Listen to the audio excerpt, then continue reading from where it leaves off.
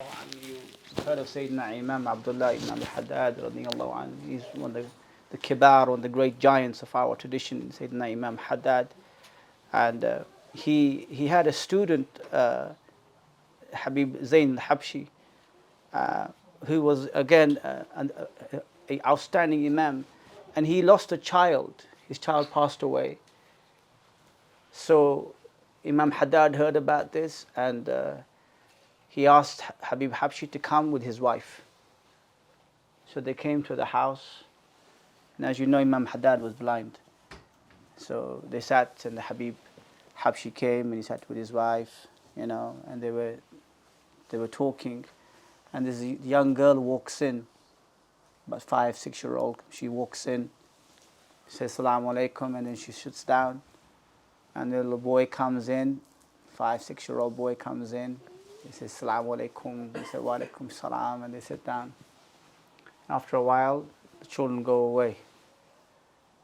So Sayyidina Imam Haddad asks Habib Habshi, هل أنت تعرف من هما? Do you know who they are? And they said, لا أدري لا شيخنا. I don't know who they are. He said, they are going to be your future children.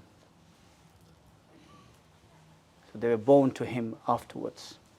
They Hababa Safia and Habib Ahmed. So when the likes of Sayyidina Imam Haddad give you advice, you take it as gold. Sayyidina Imam Haddad. And one of the advices he said, Sayyidina Imam Haddad, لو جئت على رأسك من أقصى بلاد في إسلامي لزيارة سيدنا محمد صلى الله عليه وسلم لم تقم بالشكر والنعمة الهداية التي أوصلها الله إليك على يده. If you were to come on your head, he's not talking about walking, he's not talking about crawling.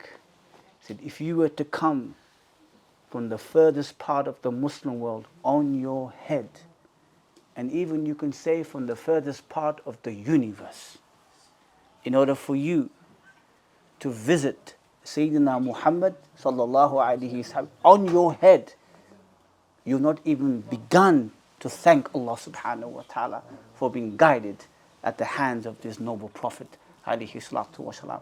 And people will travel from vast areas just to come and see the face of Sayyidina Muhammad alayhi salatu wasalam, just to look at his face. There's something about the face of the Prophet alayhi salatu wasalam that you will not find in any other person, in any other prophet. Sayyidina Muhammad alayhi salatu wasalam, people will come just to look at his face, and they were transformed, they were changed, they were raised at heights incomprehensible. They were raised high just by looking and glancing at Sayyidina Muhammad. That's them looking at him. But how about them, about him looking at them? And they say that if Sayyidina Muhammad sallallahu alaihi wasallam had come with no miracle at all, if he had come with no miracle at all, like no splitting of the moon, or having water gushing out of his noble hands to quench the thirst of 1,000 men, if he came with no miracle at all, his noble face would have been enough to convey the message. لو كنت لم تكون فيه آيات مبارك آيات مبينة لكن وجهه شريفة, his face ينبك بخبر, his face will convey the message. Sallallahu barak alayhi. There's something about his face.